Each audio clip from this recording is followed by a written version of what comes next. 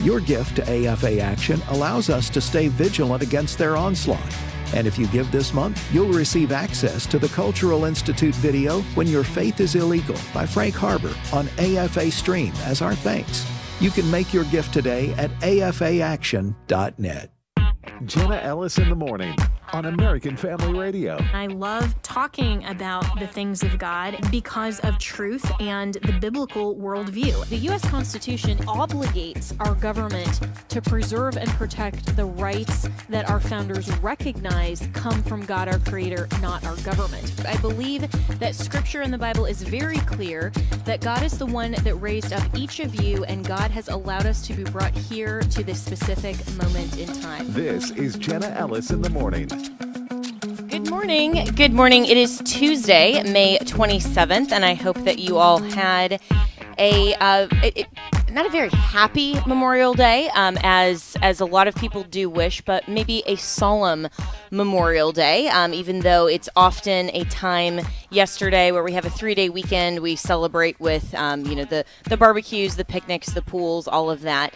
But Memorial Day, I think, is something that we need to, especially in 2025, take a little bit more seriously than just the families who've been personally impacted through loved ones that have given, as Lincoln said, the last full measure of their devotion in service to the United States. So I wanted to take this first segment and talk a little bit about Memorial Day, because across America, when flags are waving at half-staff and cemeteries are filled with families and quiet prayers and folded flags, it's not really about the barbecues and the sales and the 3-day weekend. It's ultimately about sacrifice and honoring those who have fallen and asking ourselves really a solemn question: what kind of a country were they willing to die for? And is that the same country that we live in today? And the answer to that question, I think, matters, because if their sacrifice was for something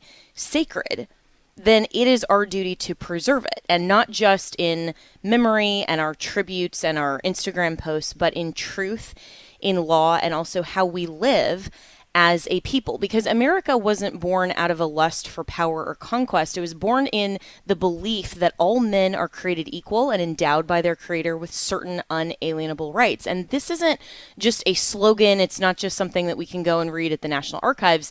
It's a covenant, really. It's a mandate for the country. It's a bold declaration that government doesn't grant rights.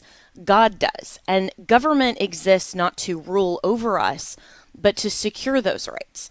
And so from the hills of Lexington to the fields of Gettysburg, the beaches of Normandy, which I will have former President Ronald Reagan talk about in just a moment, and to the deserts of Afghanistan and elsewhere, our soldiers have died to uphold this promise that America would be a nation under God, governed by law, rooted in liberty, and committed to truth. But the hard truth, really, that we need to contemplate today is this: if we lose the meaning of America and it just becomes this collective of people who come together in a great melting pot, who don't have any culture, don't have any real purpose except celebrating our diversity, then do we actually dishonor the memory of those who died defending something greater?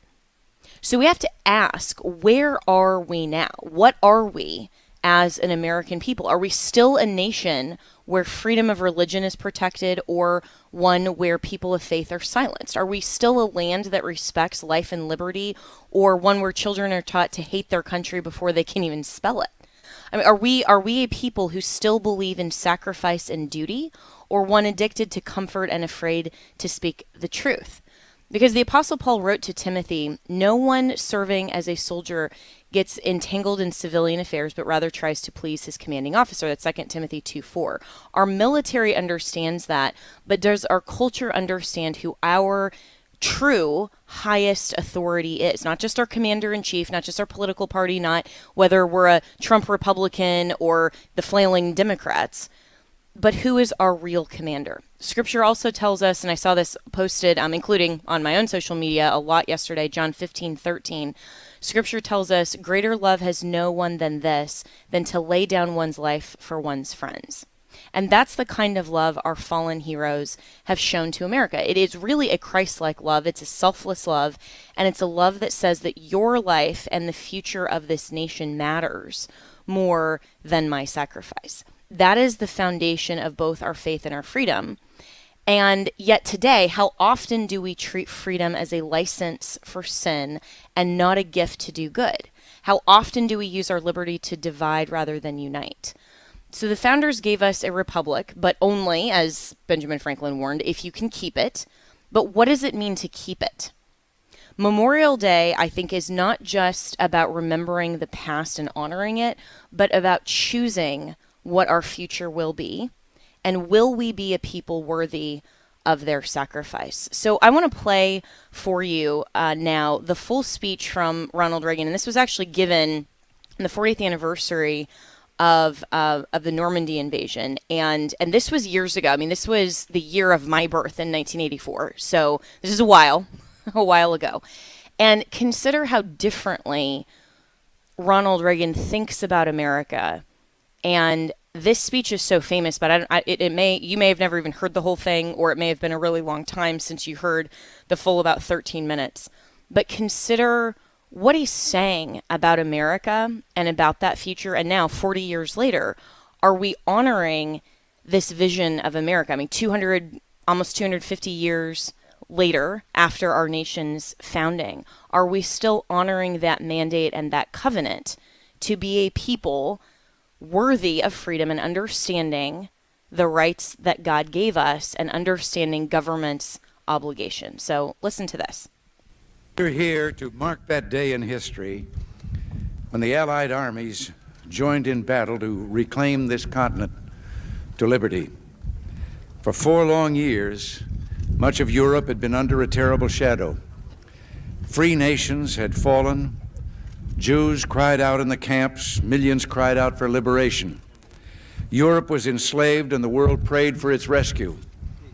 Here in Normandy, the rescue began. Here, the Allies stood and fought against tyranny in a giant undertaking unparalleled in human history.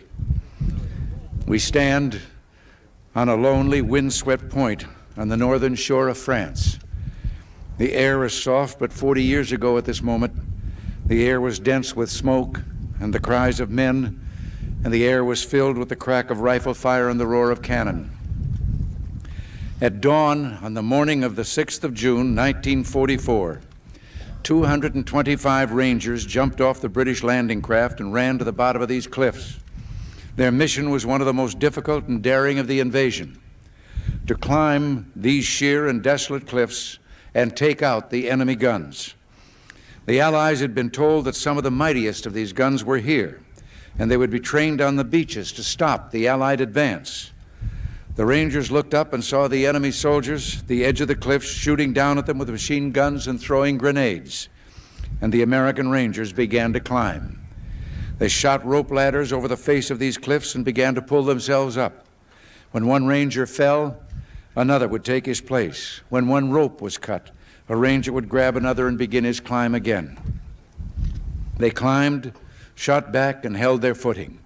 Soon, one by one, the Rangers pulled themselves over the top, and in seizing the firm land at the top of these cliffs, they began to seize back the continent of Europe. 225 came here. After 2 days of fighting, only 90 could still bear arms.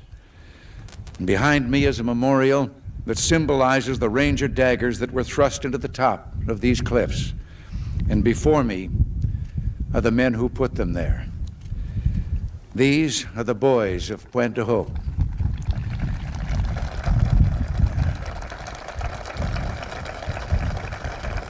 These are the men who took the cliffs. These are the champions who helped free a continent. And these are the heroes who helped end a war. Gentlemen, I look at you and I think of the words of Stephen Spender's poem. You were men who in your, quote, lives fought for life and left the vivid air signed with your honor. I think I know what you may be thinking right now, thinking we were just part of a bigger effort. Everyone was brave that day. Well, everyone was. You remember the story of Bill Millen of the 51st Highlanders? 40 years ago today, British troops were pinned down near a bridge, waiting desperately for help. Suddenly they heard the sound of bagpipes, and some thought they were dreaming. Well, they weren't. They looked up and saw Bill Millen with his bagpipes leading the reinforcements and ignoring the smack of the bullets into the ground around him. Lord Lovat was with him, Lord Lovat of Scotland, who calmly announced when he got to the bridge, "Sorry, I'm a few minutes late," as if he'd been delayed by a traffic jam, when in truth he'd just come from the bloody fighting on Sword Beach, which he and his men had just taken. There was the impossible valor of the Poles, who threw themselves between the enemy and the rest of Europe as the invasion took hold, and the unsurpassed courage of the Canadians, who had already seen the horrors of war on this coast. They knew what awaited them there, but they would not be deterred. And once they hit Juno Beach, they never looked back.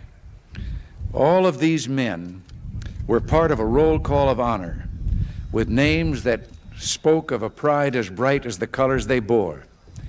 The Royal Winnipeg Rifles, Poland's 24th Lancers, the Royal Scots Fusiliers, the Screaming Eagles, the Yeomen of England's armored divisions, the forces of Free France, the Coast Guard's Matchbox Fleet, and you, the American Rangers. 40 summers have passed since the battle that you fought here. You were young the day you took these cliffs. Some of you were hardly more than boys with the deepest joys of life before you. Yet you risked everything here. Why? Why did you do it? Well, what impelled you to put aside the instinct for self-preservation and risk your lives to take these cliffs? What inspired all the men of the armies that met here? We look at you and somehow we know the answer. It was faith and belief. It was loyalty and love. The men of Normandy had faith that what they were doing was right, faith that they fought for all humanity, faith that a just God would grant them mercy on this beachhead or on the next. It was the deep knowledge, and pray God we have not lost it, that there is a profound moral difference between the use of force for liberation and the use of force for conquest. You were here to liberate, not to conquer, and so you and those others did not doubt your cause, and you were right not to doubt. You all knew that some things are worth dying for. One's country is worth dying for, and democracy is worth dying for because it's the most deeply honorable form of government ever devised by man. All of you loved liberty. All of you were willing to fight tyranny, and you knew the people of your countries were behind you. The Americans who fought here that morning knew word of the invasion was spreading through the darkness back home. They fought or felt in their hearts, though they couldn't know in fact, that in Georgia they were filling the churches at 4 a.m. In Kansas, they were kneeling on their porches and praying. And in Philadelphia, they were ringing the Liberty Bell. Something else helped the men of D-Day. Their rock-hard belief that Providence would have a great hand in the events that would unfold here, that God was an ally in this great cause. And so the night before the invasion, when Colonel Wolverton asked his parachute troops to kneel with him in prayer, he told them, "Do not bow your heads, but look up so you can see God and ask his blessing in what we are about to do." Also that night, General Matthew Ridgway on his cot, listening in the darkness for the promise God made to Joshua, "I will not fail thee nor forsake thee." These are the things that impelled them. These are the things that shaped the unity of the Allies. When the war was over, there were lives to be rebuilt and governments to be returned to the people. There were nations to be reborn. Above all, there was a new peace to be assured. These were huge and daunting tasks, but the Allies summoned strength from the faith, belief, loyalty, and love of those who fell here. They rebuilt a new Europe together. There was first a great reconciliation among those who had been enemies, all of whom had suffered so greatly. The United States did its part, creating the Marshall Plan to help rebuild our allies and our former enemies. The Marshall Plan led to the Atlantic Alliance, a great alliance that serves to this day as our shield for freedom, for prosperity, and for peace. In spite of our great efforts and successes, not all that followed the end of the war was happy or planned. Some liberated countries were lost. The great sadness of this loss echoes down to our own time in the streets of Warsaw, Prague, and East Berlin. The Soviet troops that came to the center of this continent did not leave when peace came. They're still there, uninvited, unwanted, unyielding, almost 40 years after the war. Because of this, Allied forces still stand on this continent.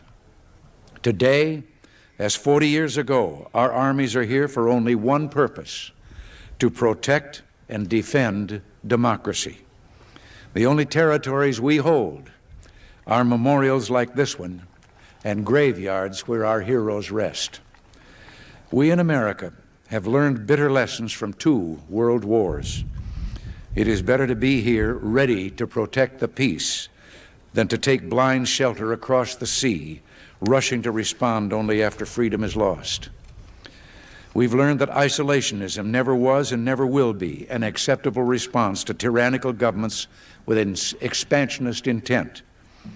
But we try always to be prepared for peace, prepared to deter aggression, prepared to negotiate the reduction of arms, and yes, prepared to reach out again in the spirit of reconciliation.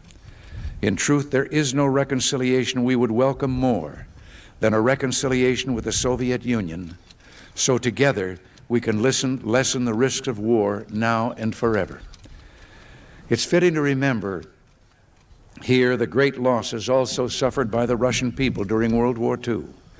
20 million perished, a terrible price that testifies to all the world the necessity of ending war. I tell you from my heart that we in the United States do not want war. We want to wipe from the face of the earth the terrible weapons that man now has in his hands. And I tell you, we are ready to seize that beachhead. We look for some sign from the Soviet Union that they are willing to move forward, that they share our desire and love for peace, and that they will give up the ways of conquest. There must be a changing there that will allow us to turn our hope into action. We will pray forever that someday that changing will come. But for now, particularly today, it is good and fitting to renew our commitment to each other, to our freedom, and to the alliance that protects it. We're bound today by what bound us 40 years ago, the same loyalties, traditions, and beliefs. We're bound by reality. The strength of America's allies is vital to the United States, and the American security guarantee is essential to the continued freedom of Europe's democracies. We were with you then, we're with you now. Your hopes are our hopes, and your destiny is our destiny. Here in this place, where the West held together, let us make a vow to our dead. Let us show them by our actions that we understand what they died for. Let our actions say to them the words for which Matthew Ridgway listened: I will not fail thee nor forsake thee. Strengthened by their courage, heartened by their value, and borne by their memory, let us continue to stand for the ideals for which they lived and died. Thank you very much, and God bless you all. That was, of course, former President Ronald Reagan, and it is a sobering reminder today, even 40 years later. What are we striving for in this nation, and can we say the same about our loyalties and our cause today? And I think it's a great question as we honor those who have given the last full measure of their devotion. We'll be right back with more here on Jenna Ellis in the Morning.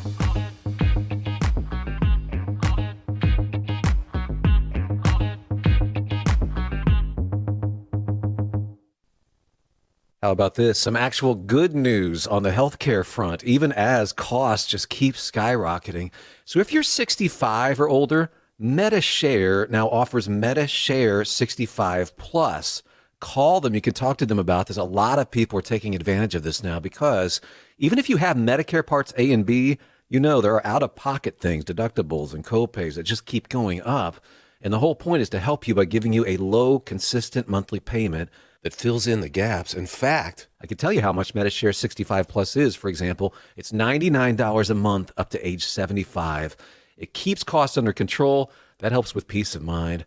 MediShare is trusted, too. It's been around for 30 years, and it's a community of people who help each other. Business owners, retirees, pastors, teachers. People love being part of it. Here's the number you can call now. They are easy to talk to. Call 833-45-BIBLE. That's 833-45-BIBLE. 833-45-BIBLE. The Ten Commandments are the foundation of a life that pleases God. God gave us rules because rules can keep us safe from danger. They help us to know what is right and wrong. They're God's word.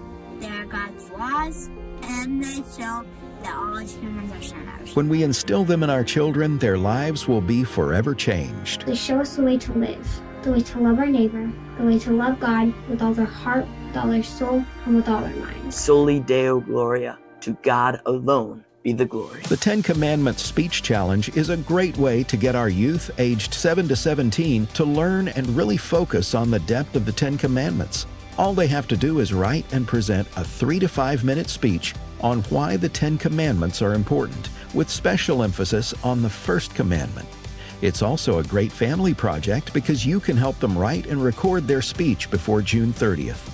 All the details are at afr.net/10 Commandments. Hello, Americans. I'm Todd Starnes. Stand by for news and commentary next. Teachers in Skiatook, Oklahoma were ordered to remove Bible verses from their classrooms.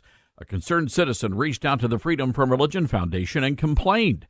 One classroom had a John 3:16 banner on the wall. Another was adorned with a Bible verse from the Old Testament book of Daniel. He is still good. That's Daniel chapter 3, verse 18. The atheist group says schools are banned by the Constitution from posting any religious symbols or messages.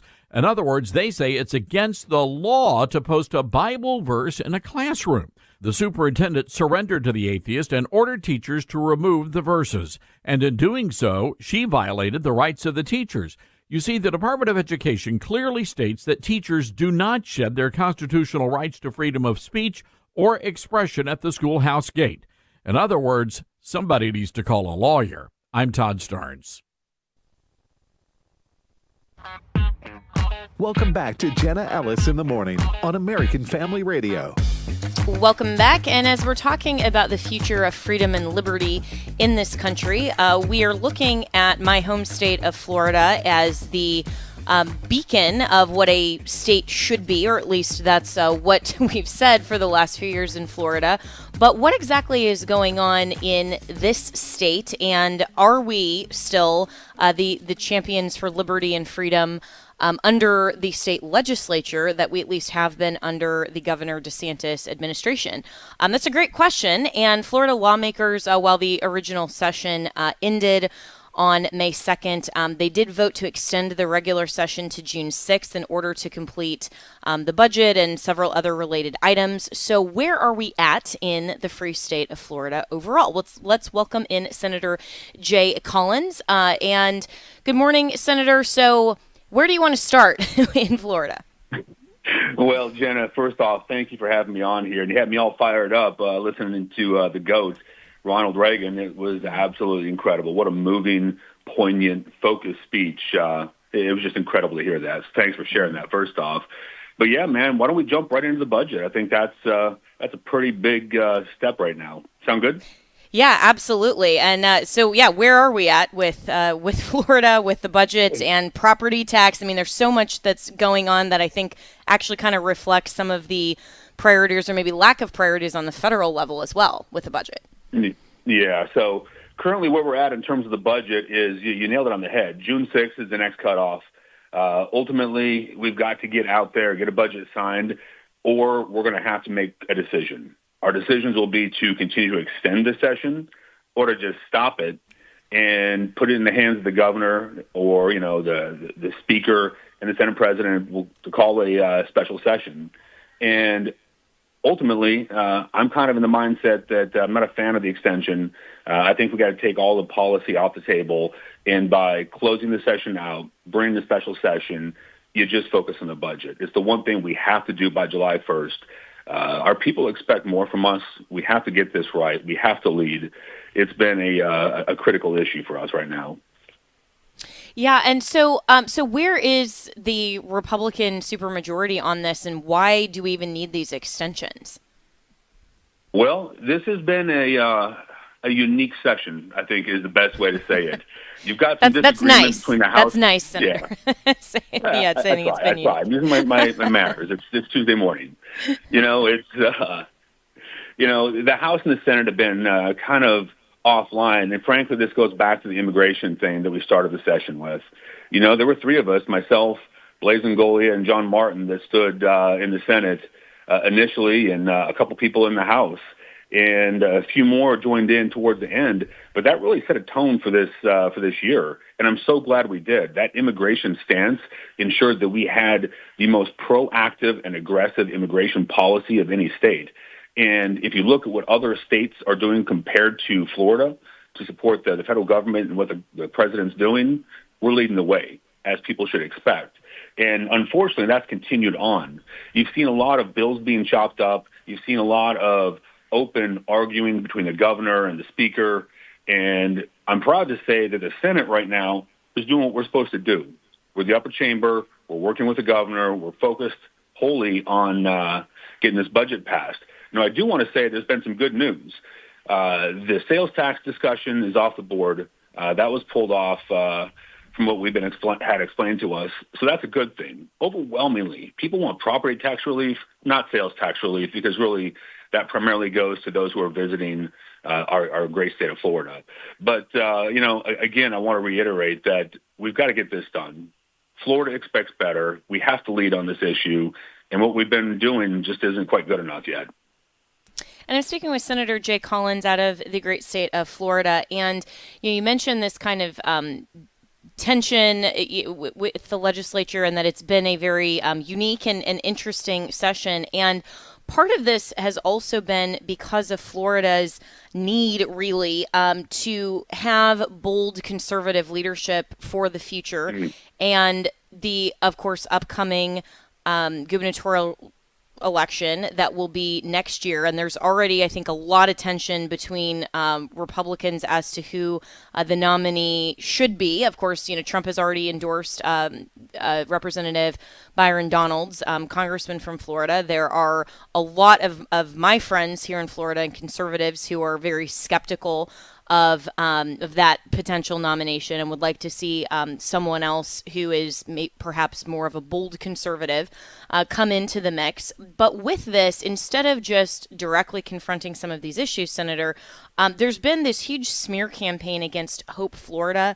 And I'd like you to go into that just a little bit. And for listeners who want to read more about this, my opinion piece on American Family News this week was actually on this. So you can read this at afn.net. And the title is Smear Campaign Against Hope Florida and the Truth DeSantis' Critics Don't Want You to Hear. So I go into detail about all of this. But I think the political point of this, Senator, is that a lot of people are focusing on a smear campaign just to destroy Governor DeSantis' legacy and maybe turn from someone he would endorse to a Byron Donalds who a lot of people in Florida aren't looking toward as that bold, courageous leader. Yeah, Jenna, I think you've hit a lot of key points on the head there. But let's unpack Hope Florida. I am a vocal advocate for it, and I can tell you exactly why.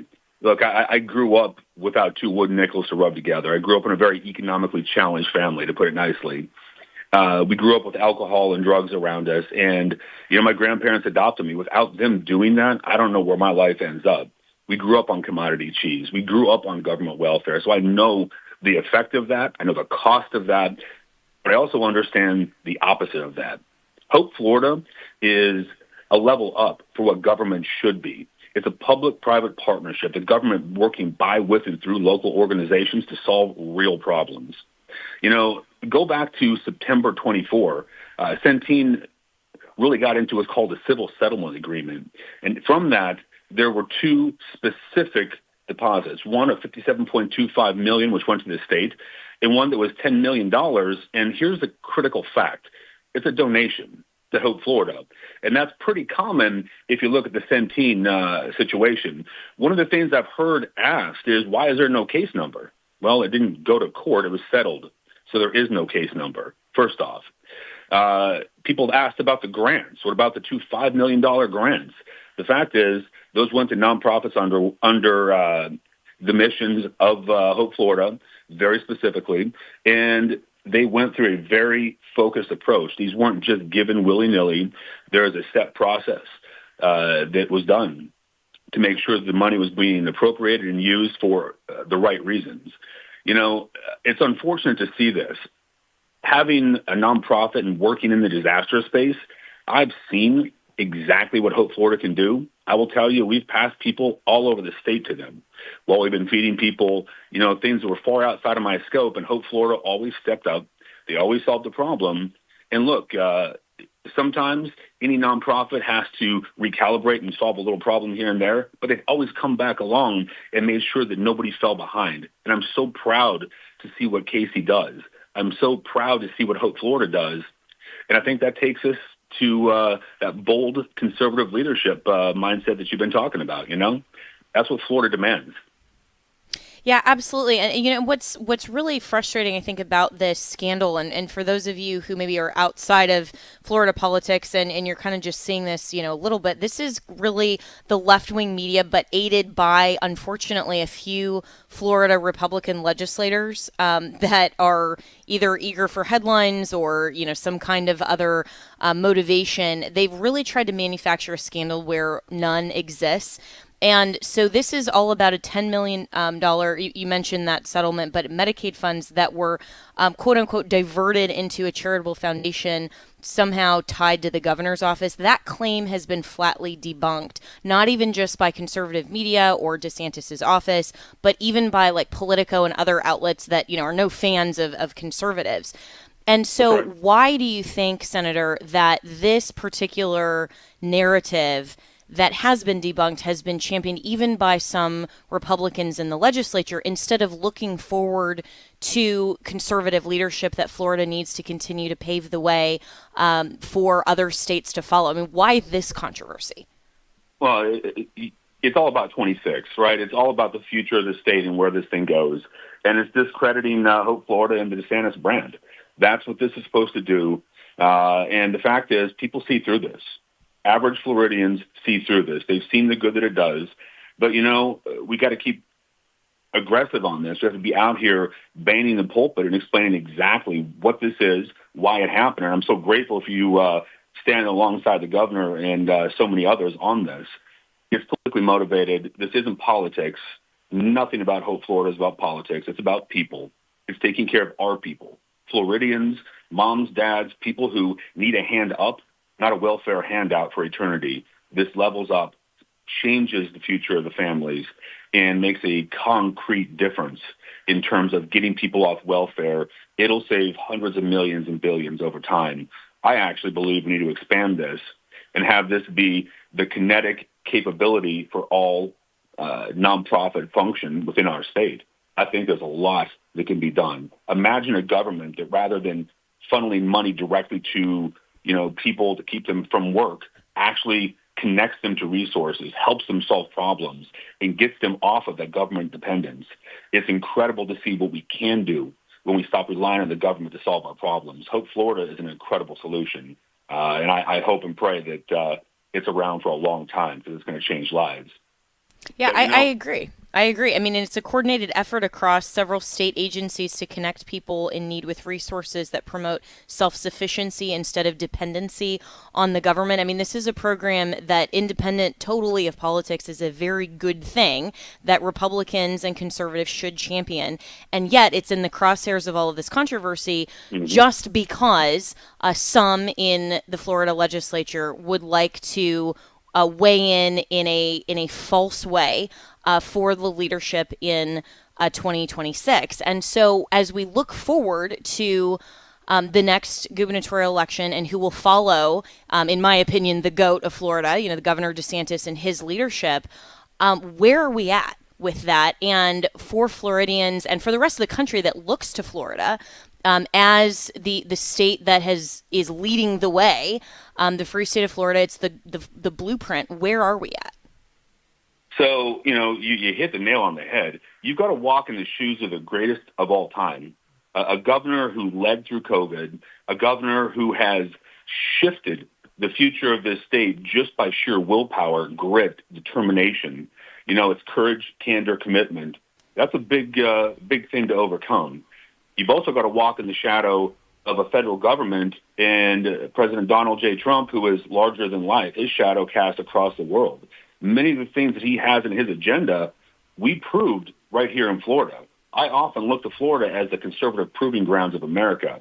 We did it first, and now we need to expand that out across the nation because when Florida leads, America wins. We've proven that over and over. So what do we need going into 26?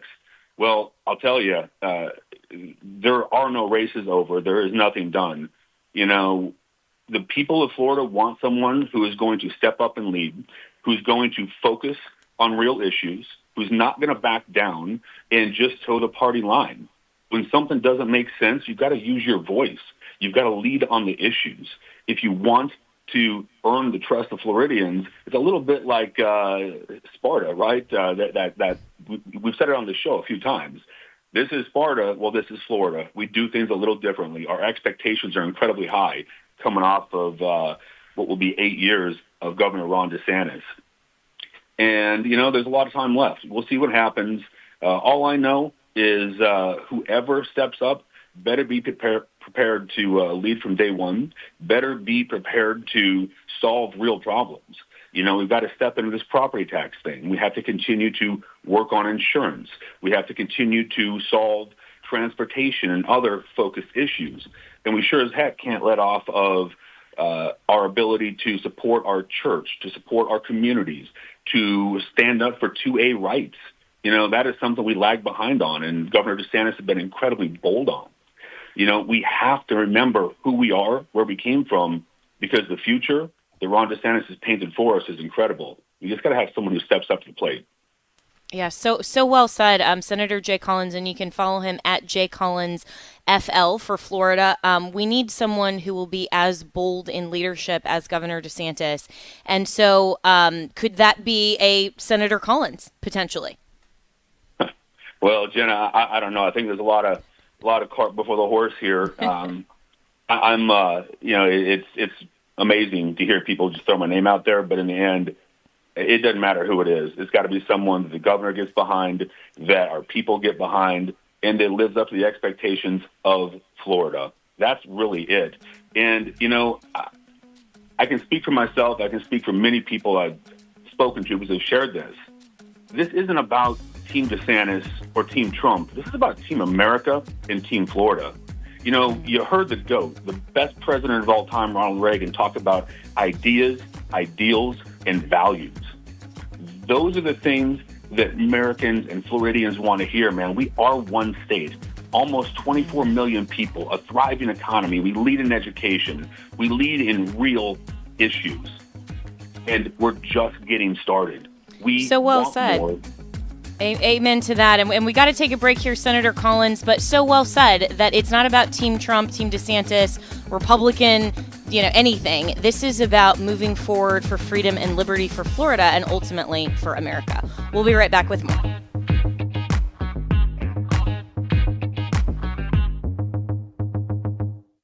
Life can be hard, but we have to keep our eyes focused on Jesus. I'm Christy Graham, host of On the Ground with Samaritan's Purse, and I want to encourage you in your walk with God. Listen each week as we go behind the scenes of our work around the world. You'll be challenged and encouraged in your own faith as you hear how God is actively changing lives.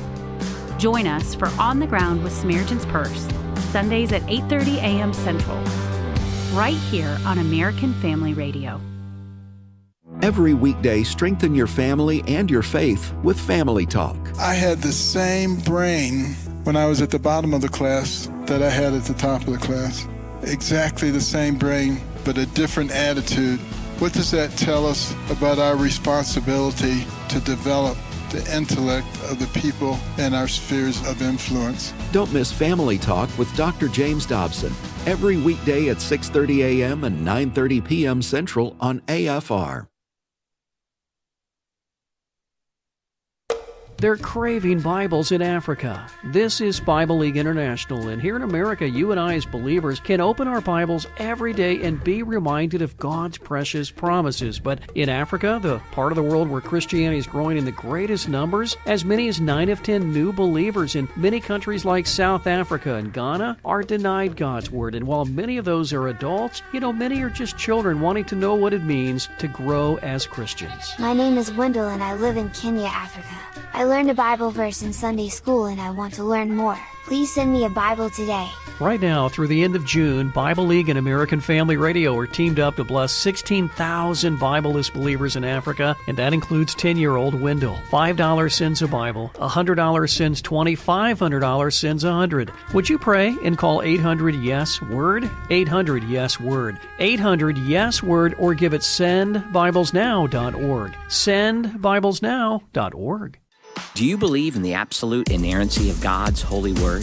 Do you believe in the power of the Holy Spirit to radically change lives and empower us to live like Christ? At Wesley Biblical Seminary, we believe God is raising up a movement of people across our nation and across the world who hold fast to the authority of the Bible and the hope of holiness. We are working today to equip tomorrow's pastors and Christian leaders through biblical and theological education and practical ministry that's accredited, affordable, online, and highly personal. Our programs include undergraduate, master's, and doctoral degrees, certificate programs, and even training for lay people. So whatever your next step is in being equipped for ministry, we're here for you. And if you believe these are the kinds of pastors we need leading our churches in the future, we invite you to learn more about partnering with us through giving. Learn more about Wesley Biblical Seminary by visiting us at wbs.edu today. Welcome back to Jenna Ellis in the Morning on American Family Radio. Welcome back. Well, we've been talking about the principles of freedom and liberty and the principles that should undergird the conservatives and the Republican Party that is supposed to be at least the conservative party, and our ideals that have framed the past founding of America and also should frame the future. But what about the future of the progressive wing of not only America, but also the globalists and the World Economic Forum and, of course, the flailing Democrats? They don't really have as much principle as maybe they have double standards. I always like to say if the Democrats didn't have double standards, they wouldn't have any standards at all. But we know that they're not going anywhere, right? I mean, this isn't just, okay, Trump won, and so the Democrats are going to pack up and go home, and the leftists and all of the woke DEI nonsense is just going to say, we tried, we failed. So there's a brand new book out that is titled The Heir, The Inside the Not-So-Secret Network of Alex Soros. So the George Soros empire is now the Alex Soros empire, and the son is more radical than the father, according to Matt Palumbo, who is the author, and he joins us now. So Matt, I think this is a very timely book because we're seeing that the Democrat Party really doesn't have a leader or a cohesive message, doesn't really have anything, but we still have major figures like George Soros and now Alex Soros, as he's the heir of the empire, that is going to be shaping the progressive left for probably the next few decades. Yeah, thank you so much for having me on. And, I put Not So Secret Network in the title as opposed to the prior book about George, which was Secret Network, because Alex just loves to sort of advertise his influence as if he's bragging. And historically, he has networked with really just the Democrat elite, Chuck Schumer, Nancy Pelosi, Hakeem Jeffries, etc. But we do get sort of an indication on what he thinks the future of the party will be just from his Instagram profile. And I kid you not, he posted a photo recently with Jasmine Crockett and said that she's going to be the future of the party. So Wow. He is actually pretty bad at politics, in my opinion. He was very, very heavily backing Joe Biden. After the first debate, and only debate, obviously, he was making all of these excuses about why, no, it's fine, we should keep him in. He predicted about a week or two before Biden dropped out that he would never drop out.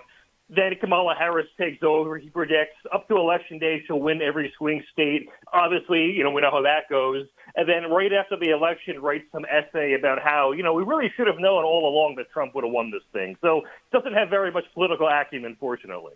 That's maybe a good thing that we can predict based on his lack of predictions. But unfortunately, he has the money and the influence to have a lot of political influence. And so what will the future of Alex Soros potentially look like? So far from my research, it seems like he is going to use climate change as a sort of catch-all issue, because what the left does is and you see this at every left-wing protest, they will be a focus of the protest, so let's just say climate change in this analogy, but you go to the protest, not us literally, but if you went to one, you'd see also, a guy who's pro-union, a pro-minimum wage guy, a pro-Palestine guy. Like every liberal cause, they're all the same people. They just sort of swap out the lead issue is. So for him, it's climate change. And my friend Joe Vasquez and I at the Media Research Center went through all of the climate-related grants at the Open Society Foundation. So it's 3 months to go through. And we were going to track what has climate spending done before and after Alex took over? And in all the years leading up to Alex taking over, which was 2016 to 2022, it was about $190 million in climate-related spending by the Soros empire. In just since 2023, when Alex took over, they've announced over $400 million in climate-related grants and things. And the thing is, it's not really just climate. It's climate is the face. And, there are groups like the Sunrise Institute, which are claim to be pro-climate, but they're the people blocking off highways, but then also disrupting pro-Israel events. And they just use climate as the face. So it's really just a continuation of what his father is doing. He's just changing his lead issue. And climate is, ever since he's been quoted publicly over a decade ago, that seems to be the issue he's obsessed with. And I'll probably elaborate a bit later about his White House visits and how that ties in. But, yeah, that's mainly his thing. He's a climate warrior. He's the Greta Thunberg of the Soros family, I suppose. And I'm speaking with Matt Palumbo, and his book is titled The Heir, Inside the Not-So-Secret Network of Alex Soros, and it's out for pre-order now on Amazon. It'll be released in December, but I encourage you to go and pre-order this now. You're going to want to read it.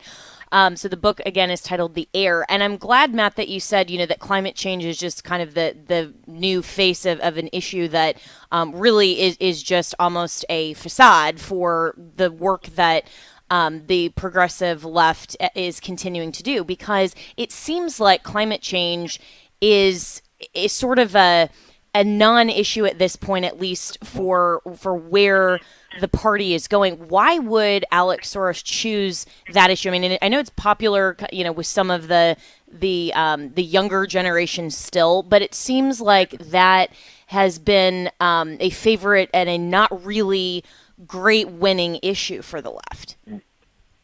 Someone remarked that they're like watermelons. They're green on the outside and red on the inside, and I think that's really a perfect way of describing them. I mean, if I had to think like a climate warrior or someone who's at least pretending to be one, the brilliance of the climate change issue is you're never wrong in that, the famous prediction from the UN of, we've got a decade left to live. You can go back to the 1970s, and they were saying the same thing. They just, or if you look back at the first Earth Day, the predictions of what was going to happen by today, they're all apocalyptic. And all they do is then say, well, okay, we were off by 50 years, and you just push it back and back and back. And, it appeals to a certain level of hysteria that I think is much more common naturally in the liberal brain. I think their brains are probably just more prone to that kind of thinking in the first place than ours. So it's just a perfect issue. And it also appeals to people who are almost attention-seeking or want to view themselves as godlike. And we see that with Greta Thunberg, where when she was in the news for climate, that's all she was in there for. And then once Palestine started taking media attention away, she's put on a Kiefa and going protesting for that. The issue was almost secondary to the gratification she wanted to get. Although I think Alex is obviously much more politically motivated ego motivated like his father. And you mentioned as well that Alex Soros is propping up Jasmine Crockett, which is just laughable to any reasonable person. But at the same time, I mean, she's the loudest, maybe, and the most brash of the Democrats, and so why wouldn't they prop her up? But I mean, is that really the future of what the Democrats think is going to actually influence their party? I mean, it seems like they really aren't cohesive with any sort of message other than just being loud and obstinate. Yeah, and I think propping up Jasmine Crockett is a sign of that. I mean, all she does is get headlines, and obviously we're in a different bubble than they are, but it seems like all the headlines she's getting some are negative or to our benefit. I don't see how any normal person can see how she behaves and thinks that it's normal. But if they genuinely do think that she is the face of the party, it is, too, just a sign they have no idea what they're doing, what they stand for. I don't know if you saw recently, you must have, they're going to invest $20 million to try to figure out how to appeal to men. And I'm thinking, just look in a mirror and do the opposite. That's free. But no, they have no idea what they're doing. And I'm speaking with Matt Palumbo, and again, the book is The Heir, and you can get it for pre-order at Amazon now. And so, as you mentioned, this isn't the end of Soros-backed radicalism. This is just kind of the new face. This is the next part of this. And so do conservatives see this and see where Alex Soros may be investing, his time and energy and substantial wealth? And do we have a strategy to fight back against the next era of radicalism instead of, it is laughable, right, that, he's propping up Jasmine Crockett, all of this stuff, but this also is serious because there are serious political influence that this kind of capital can buy. Well, yes, and like his father, it's the local races where he's having a lot of success, and we just saw that in Wisconsin where he went to bat with Elon Musk, and obviously there were a lot of other left-wing donors in the race as well, but that left-wing judge that Alex backed did win. He's also had a lot of success in continuing the funding of the rogue district attorneys, and in researching for the book, and I have no idea how I missed this earlier, but in 2022, Alex actually took over the PAC that was funding these DAs, so anytime you see a Soros DA in the news that was elected 2022 onward, it actually wasn't George. It was Alex behind that. And there was one in Harris County, Texas, where the incumbent Kim Ogg was backed by George Soros back in the day. She ended up sort of reneging on her promises to implement a lot of these weekend crime policies because she put a few into place.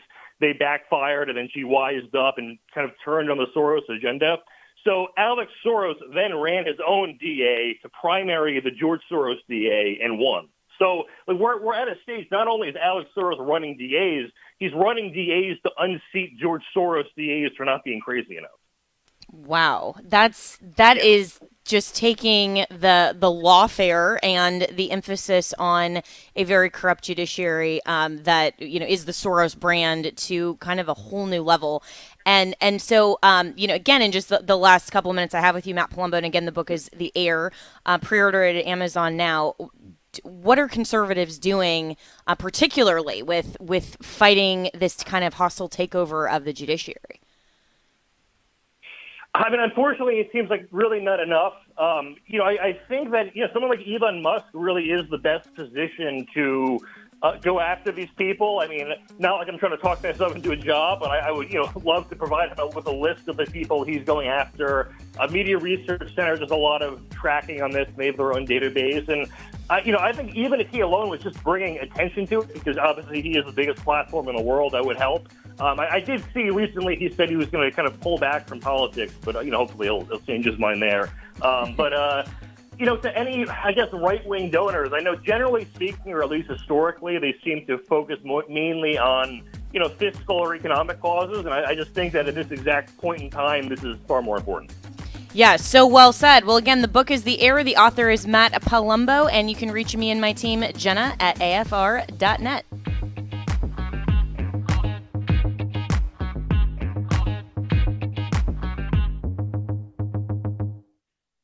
The views and opinions expressed in this broadcast may not necessarily reflect those of the American Family Association or American Family Radio.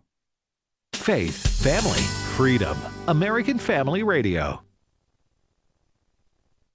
All God asks of you is faith.